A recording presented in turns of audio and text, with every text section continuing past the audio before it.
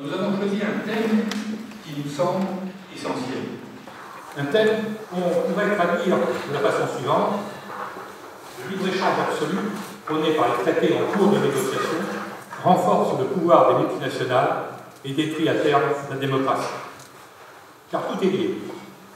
Et ce ne sont pas seulement des nostalgiques, des gauchistes, des populistes, des extrémistes qui dénoncent et alertent l'opinion publique. Il y a une dizaine de jours, The Economist, ce général hebdomadaire britannique, a fait sa une sur ce phénomène. Le titre, dans l'ombre des géants.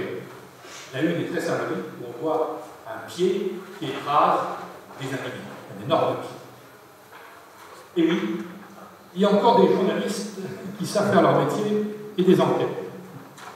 Et celle de The Economist est édifiante. Le problème qui menace le monde de l'entreprise de business, expliquent nos confrères, n'est pas celui d'une rupture de l'ordre établi, mais bel et bien l'enracinement d'un groupe de compagnies superstars au cœur de l'économie globale. Et le dénoncer pêle-mêle, General Electric, Samsung, les géants du numérique, etc., l'optimisation fiscale qu'ils pratiquent, leur utilisation des paradis fiscaux, la multiplication des fusions et des concentrations.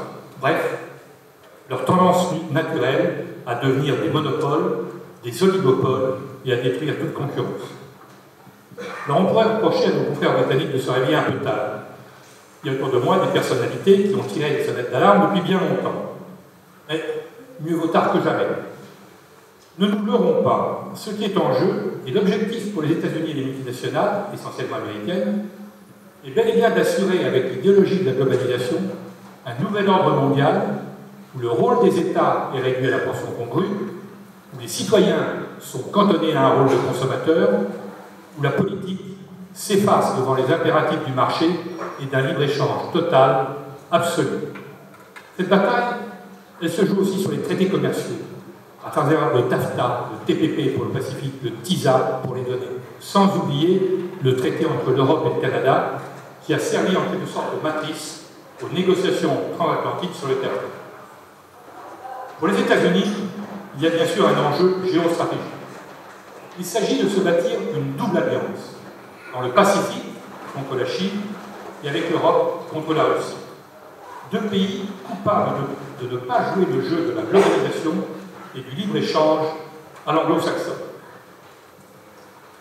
Avec ces deux alliances, ces deux pieds, les États-Unis régneraient en fait sur les 3/4 du commerce mondial et les 2/3 du PIB mondial.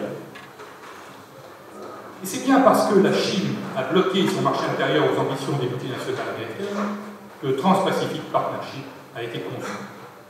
Et c'est bien parce que la Russie de Poutine risquait de trouver des oreilles favorables en Europe et surtout en Allemagne à travers les accords gaziers que le TAFTA a été remis sur les rails.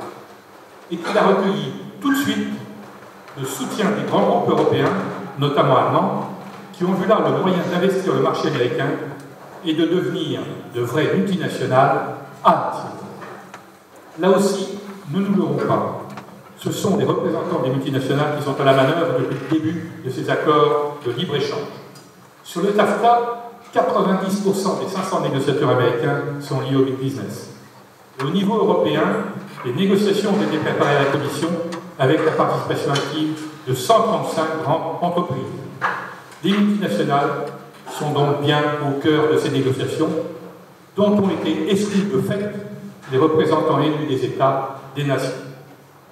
Et c'est bien dans cela que ces traités portent en eux les germes d'une destruction de nos systèmes démocratiques. Un avenir où le lobbyiste a plus de pouvoir que l'homme politique, où l'homme politique est au service des lobbies. À ce petit jeu du trafic d'influence, les Américains sont indiscutablement les champions. Voilà les enjeux.